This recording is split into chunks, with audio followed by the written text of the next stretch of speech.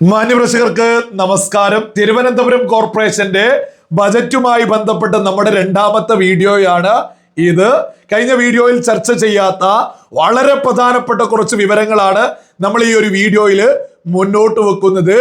യഥാർത്ഥത്തിൽ ഈ ഒരു ബജറ്റ് BJP തിരുവനന്തപുരം കോർപ്പറേഷൻ അവതരിപ്പിച്ചതോടുകൂടി നമ്മുടെ കേരളത്തിലെ കമ്മികളുടെയും കൊങ്ങികളുടെയും സുഡാപ്പികളുടെയും ജിഹാദികളുടെയും തീവ്ര ചിന്താഗതിക്കാരുടെയും മണ്ടക്ക് തന്നെയാണ് അടിയേറ്റിട്ടുള്ളത്. കാരണം മറ്റൊന്നല്ല, നമ്മുടെ കേരളത്തിലെ സകല ബോധമുള്ള മലയാളികളും കൃത്യമായിട്ട് തിരിച്ചറിയാൻ പോകുന്നു BJP എന്താണ്, അവര് ഭരിക്കുന്നിടത്ത് എങ്ങനെയാണ് കാര്യങ്ങൾ മുന്നോട്ട് കൊണ്ടുപോവുക എന്ന്. കാരണം മറ്റൊന്നല്ല, ഇത്രയും കാലം സകല BJP വിരുദ്ധരും BJPക്കെതിരെ എന്ത് പ്രവർത്തിച്ചോ, എന്ത് വിളിച്ചു പറഞ്ഞോ, അതൊക്കെ പച്ചക്കള്ളമാണെന്ന് തിരുവനന്തപുരത്തെ കോർപ്പറേഷന്റെ ബജറ്റ് അവതരണത്തിലുള്ള പ്രഖ്യാപനത്തിൽ കൃത്യമായിട്ട് BJP ഉയർത്തിപ്പിടിച്ചിരിക്കുന്നു. നിങ്ങൾ ഇതൊന്ന് കേട്ടു നോക്കൂ. ചെറിയൊരു സവിശേഷമായ സാംസ്കാരിക ഭരണ ചരിത്രമുള്ള ഈ നഗരത്തിന്റെ സൗന്ദര്യവും മഹത്വവും മങ്ങാതെ കാത്തു സൂക്ഷിക്കുന്നതിന് നാം പ്രതിജ്ഞാബദ്ധരാണ്. നഗരത്തിൽ തലയെടുപ്പോടെ നിൽക്കുന്ന ശ്രീ പത്മനാഭസ്വാമി ക്ഷേത്രം ലോകത്തിലെ തന്നെ ഏറ്റവും സമ്പത്തുള്ള ക്ഷേത്രമാണ്. നഗരഹൃദയത്തിൽ സ്ഥിതി ചെയ്യുന്ന ആറ്റുകാൽ ദേവീക്ഷേത്രം, പഴവങ്ങാട് ഗണപതി ക്ഷേത്രം, വെട്ടുകാട് മാതാ ദേവാലയം, ഭീമാപ്പള്ളി എന്നീ ആരാധനാലയങ്ങൾ മറ്റൊരിടത്തും കാണാത്ത പ്രത്യേകതകളാണ്. മതമൈത്രി കാത്തുസൂക്ഷിക്കുന്നതിന്റെ പ്രതീകമാണ് പാളയത്ത് വിവിധ മതങ്ങളുടേതായ 3 ആരാധനാലയങ്ങൾ. പത്മനാഭസ്വാമി ക്ഷേത്രം, ആറ്റുകാൽ, വെട്ടുകാട്, ഭീമാപ്പള്ളി എന്നിവ സ്പിരിച്വൽ ടൂറിസം കേന്ദ്രങ്ങളാക്കി മാറ്റും. നഗരസഭയുടെ നേതൃത്വത്തിൽ ഈ വിശിഷ്ട ഇടങ്ങളിൽ ആധുനിക സ്പിരിച്വൽ ടൂറിസം വികസന പദ്ധതി നടപ്പിലാക്കുന്നു. പരിസരങ്ങൾ ശുചിത്വ പരിപാലനം, പ്രവേശന സൗകര്യങ്ങൾ, ലൈറ്റനിംഗ് പാതകൾ എന്നിവ ഉൾപ്പെടുത്തി വിശുദ്ധ സഞ്ചാരത്തിനും വിനോദസഞ്ചാരത്തിനും അനുയോജ്യമായ സാഹചര്യങ്ങൾ ഒരുക്കുകയാണ് പദ്ധതിയുടെ ലക്ഷ്യം. ഭക്തരും സഞ്ചാരികളും സന്ദർശിക്കാൻ ആകർഷകമായ അന്തരീക്ഷം ഒരുക്കുകയും പരിസരത്തെ സാമ്പത്തികവും സാംസ്കാരികവുമായ പ്രോത്സാഹനം വർദ്ധിപ്പിക്കുകയും ചെയ്യുന്നതാണ്. നിങ്ങൾ കേട്ടില്ലേ, എല്ലാവർക്കും ഒരുപോലെ, എല്ലാവരെയും ഒരുപോലെ എന്നുള്ള മോദിയുടെ ആ പ്രഖ്യാപനം തന്നെയാണ് BJP തിരുവനന്തപുരം കോർപ്പറേഷനിലും നടത്തി മുന്നോട്ട് പോകുന്നത്. എല്ലാ മതങ്ങളെയും ഒരുപോലെ ഉയർത്തിപ്പിടിക്കുന്നു. അത് ഭീമാ പള്ളിയാണെങ്കിൽ ആ ഭീമാ പള്ളിയെ കുറിച്ച് അവർ അഭിമാനത്തിൽ ഉയർത്തിപ്പിടിക്കുന്നു. വെട്ടുകാട് ചർച്ചിനെ കുറിച്ച്, ക്രിസ്ത്യൻ മതവുമായി ബന്ധപ്പെട്ട് ആരാധനാലയത്തെ കുറിച്ച് അവർ അഭിമാനത്തിൽ ഒരേപോലെ ഉയർത്തിപ്പിടിക്കുന്നു. ക്ഷേത്രങ്ങളുമായി ബന്ധപ്പെട്ടും അവർ ഒരേപോലെ ഉയർത്തിപ്പിടിക്കുന്നു. നമ്മുടെ കേരളത്തിലെ മതമൈത്രിയെ കുറിച്ച് കൃത്യമായിട്ട് BJP അവർ ഭരിക്കുന്ന തിരുവനന്തപുരം കോർപ്പറേഷനിൽ ബജറ്റിൽ തന്നെ പ്രഖ്യാപിച്ചിരിക്കുന്നു. മതമൈത്രിയെ കുറിച്ച് എല്ലാവരെയും ഒരുപോലെ, എല്ലാവരെയും ഒരുമിച്ച് സ്പിരിച്വൽ ടൂറിസം, ലോകത്ത് നിലവാരമുള്ള സകല രാജ്യങ്ങളിലുമുള്ള സ്പിരിച്വൽ ടൂറിസം നമ്മുടെ കേരളത്തിലും തിരുവനന്തപുരം കോർപ്പറേഷൻ നടത്താൻ പോകുന്നു. അതുമായി ബന്ധപ്പെട്ട് 50 ലക്ഷം രൂപയാണ് പ്രഖ്യാപനം നടത്തിയത്. ആരാധനാലയങ്ങളുമായി ബന്ധപ്പെട്ട് അവിടേക്ക് സഞ്ചാരികൾ എത്തുന്നതിനും ആ ചരിത്രങ്ങൾ എങ്ങനെയാണ് എന്ന് പഠിക്കുന്നതിനുമായി ബന്ധപ്പെട്ട് സൗകര്യങ്ങൾ തിരുവനന്തപുരം കോർപ്പറേഷൻ ഒരുക്കി കൊടുക്കുന്നു. ഇതുമായി ബന്ധപ്പെട്ട് കോർപ്പറേഷന് അതിൻ്റെതായ പണം ലാഭത്തിലേക്ക് എത്തുക തന്നെ ചെയ്യും. ഈ സ്പിരിച്വൽ ടൂറിസം എന്നുള്ളത് നിലവാരമുള്ള, വിവേകമുള്ള, ദീർഘവീക്ഷണമുള്ള ഭരണാധികാരികൾക്ക് നമ്മുടെ കേരളത്തിലൊക്കെ സുന്ദരമായിട്ട് നടപ്പിൽ വരുത്താൻ സാധിക്കും. അത് ഭീമാപ്പള്ളി ആണെങ്കിൽ, വെട്ടുകാട് ചർച്ചാണെങ്കിൽ, ക്ഷേത്രങ്ങളാണെങ്കിൽ, അങ്ങനെ ഓരോ സ്ഥലങ്ങളിലേക്കും അതുമായി ബന്ധപ്പെട്ട ആളുകൾ എത്തുമ്പോ അവിടെ തൊട്ടടുത്ത കടയിൽ നിന്ന് ഒരു ചെറിയ സാധനം പോലും വാങ്ങുന്നതിന്റെ ഗുണം കേരള സർക്കാരിലേക്കും കോർപ്പറേഷനിലേക്കൊക്കെ എത്തിക്കാൻ സാധിക്കും. ഇത് സുന്ദരമായിട്ട് കോർപ്പറേഷൻ നടപ്പിൽ വരുത്തുക.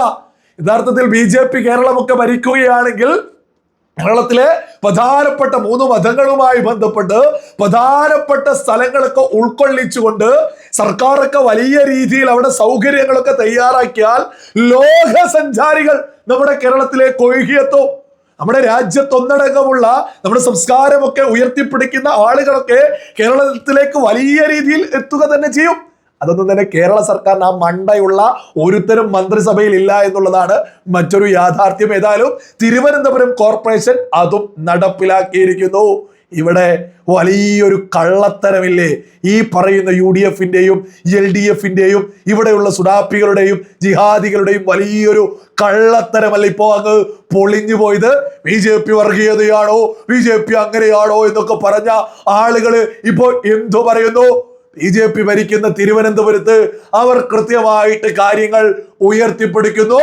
മലയാളികൾ കൃത്യമായിട്ട് തിരുവനന്തപുരത്ത് BJP എന്തു ചെയ്യുന്നു എന്ന് മനസ്സിലാക്കിയിട്ടാണ് BJP ഇനി കാര്യങ്ങൾ അവർ അളക്കാൻ പോകുന്ന. മലയാളികൾ അങ്ങ് ഉത്തരേന്ത്യയിലേക്ക് നോക്കൂ എന്ന് പറഞ്ഞ് പച്ചക്കള്ളം ഇവിടുത്തെ മാധ്യമങ്ങൾക്കും ഈ UDF-നും LDF-നും നിരന്തരം പറയാൻ സാധിക്കായിരുന്നു. എന്നാൽ ഇനി കള്ളത്തരം പറയാൻ സാധിക്കില്ല. കാരണം മലയാളിയുടെ മൂക്കിൻ തുമ്പത്താണ് തിരുവനന്തപുരം കോർപ്പറേഷൻ മുന്നോട്ട് പോകുന്നത്. തലസ്ഥാന നഗരി BJP ഭരിക്കുന്നു, അവർ എന്തു ചെയ്യുന്നു എന്ന് നിരന്തരം മലയാളികൾ കാണുന്നു. ഈ ഒരു പ്രഖ്യാപനമൊക്കെ മലയാളികൾ ഹൃദയത്തോട് ചേർത്ത് വെക്കൂ. എത്ര സുന്ദരമായ പ്രഖ്യാപനങ്ങൾ ഈ ബജറ്റുമായി ബന്ധപ്പെട്ട് BJP പ്രഖ്യാപിച്ചു കഴിഞ്ഞു. നമ്മൾ നിരന്തരം ജനപ്രിയ പദ്ധതികളെ കുറിച്ച് കഴിഞ്ഞ വീഡിയോയിൽ ചർച്ച ചെയ്തിട്ടുള്ളതാണ്. അടൽ ക്യാൻറ്റീനുകളും അടൽ സൂപ്പർ മാർക്കറ്റുകളും ഇതൊക്കെ തന്നെ നമ്മൾ ഇതിനോടകം തന്നെ കഴിഞ്ഞ വീഡിയോയിൽ ചർച്ച ചെയ്തു. കുറച്ച് കാര്യങ്ങളൊന്ന് ഞാനൊന്ന് എടുത്ത് വായിച്ചു കേൾപ്പിക്കാം. പുഞ്ചക്കരി ടൂറിസം ഹബ്ബ് 5 കോടി രൂപ, തീരദേശ മേഖലയുടെ അടിസ്ഥാന വികസനത്തിന് 50 ലക്ഷം രൂപ, അനന്തപുരം ആത്മീയ ടൂറിസത്തിന് 50 ലക്ഷം രൂപ, നഗരസഭയ്ക്ക് പുതിയ കെട്ടിടം 15 കോടി രൂപ, വെള്ളക്കെട്ട് നിവാരണം 5 കോടി രൂപ. ഇതൊക്കെ വളരെ വലിയ പ്രഖ്യാപനം തന്നെയാ. തിരുവനന്തപുരത്തൊക്കെ ഒരു മഴ പെയ്യുമ്പോഴേക്ക് ജനങ്ങൾ കുടുങ്ങുന്ന ഒരു അവസ്ഥയിൽ നിന്ന് രക്ഷ നേടാൻ തിരുവനന്തപുരം കോർപ്പറേഷനിലെ ഭരണാധികാരികൾ തയ്യാറായി കഴിഞ്ഞു എന്നല്ലേ നമ്മൾ ഈ പ്രഖ്യാപനം കേൾക്കുമ്പോൾ മനസ്സിലാക്കേണ്ടത്.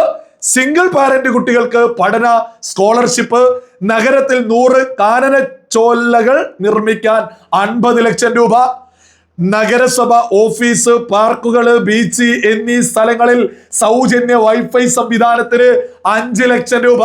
ഈ സൗജന്യ വൈഫൈ സംവിധാനമൊക്കെ കേരളത്തിൽ ഉടനീളം നടപ്പിലാക്കേണ്ട സമയം തന്നെ അതിക്രമിച്ചു എന്നുള്ളതാണ് ഒരു യാഥാർത്ഥ്യം. ഏതായാലും തിരുവനന്തപുരം നഗരസഭയിൽ BJP ഭരിക്കാനെത്തിയതോട് കൂടിയിട്ട് അവിടെയുള്ള ജനതയ്ക്കെങ്കിലും ഈ സൗജന്യ വൈഫൈൻ്റെയൊക്കെ സൗകര്യങ്ങൾ കിട്ടുമല്ലോ എന്നുള്ളത് സകല ആളുകളും തിരിച്ചറിയാം. ഇതൊക്കെ കേരളം മുഴുവൻ കിട്ടാനുള്ളത് BJP അധികാരത്തിൽ എത്തിക്കുക എന്നതൊക്കെ തന്നെയല്ലേ ബോധമുള്ളവർ തിരിച്ചറിയേണ്ടത്.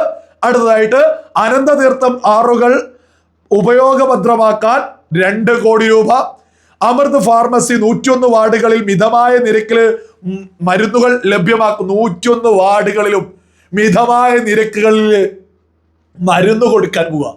കേരളത്തിൽ എത്ര പഞ്ചായത്തുകൾ, ആ പഞ്ചായത്തുകളിലൊക്കെ എത്ര സാധാരണക്കാരുണ്ട്. ഇതിപ്പോ തിരുവനന്തപുരം കോർപ്പറേഷനിൽ 101 വാർഡിലും മരുന്നുകൾക്ക് വില കുറച്ച് കൊടുക്കാൻ പോവുക. ഇതൊക്കെ തന്നെ സകല മലയാളികളും തിരിച്ചറിയാ.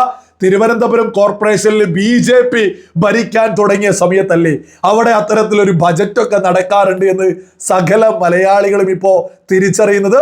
കേരള സർക്കാരിന്റെ ബജറ്റ് എന്നൊക്കെ പറയുന്നത് എടുത്ത് ആറ്റിലെറിയാനല്ലേ ഈ ബജറ്റൊക്കെ കാണുമ്പോൾ തോന്നുന്നത്. തിരുവനന്തപുരത്തെ ബജറ്റ് പോലും കേരളം മൊത്തം ചർച്ച ചെയ്യുന്നതിലേക്ക് എത്തിയിട്ടുള്ളത് അത് BJP കൃത്യമായിട്ട് ജനങ്ങൾക്ക് വേണ്ടി നിലകൊള്ളുന്നത് കൊണ്ടാ. സാധാരണക്കാർക്ക് വേണ്ടി അവർ പ്രഖ്യാപനങ്ങൾ നടത്തി, സാധാരണക്കാർക്കൊപ്പം നിലകൊണ്ടു. സ്വാഭാവികമായിട്ട് കേരളത്തിലെ വലിയ ഭൂരിപക്ഷം വരുന്ന സാധാരണക്കാർ അതിനെക്കുറിച്ച് ചർച്ച ചെയ്തു. BJP ഒരു തരത്തിലും വർഗീയത ഉയർത്തുന്നില്ല എന്നുള്ളതും ബജറ്റിൽ കൃത്യമായ പ്രഖ്യാപനം വന്നു. ഇതൊക്കെ സകല മോദി വിരുദ്ധർക്കും എങ്ങനെയാണ് സഹിക്കാൻ സാധിക്കുക?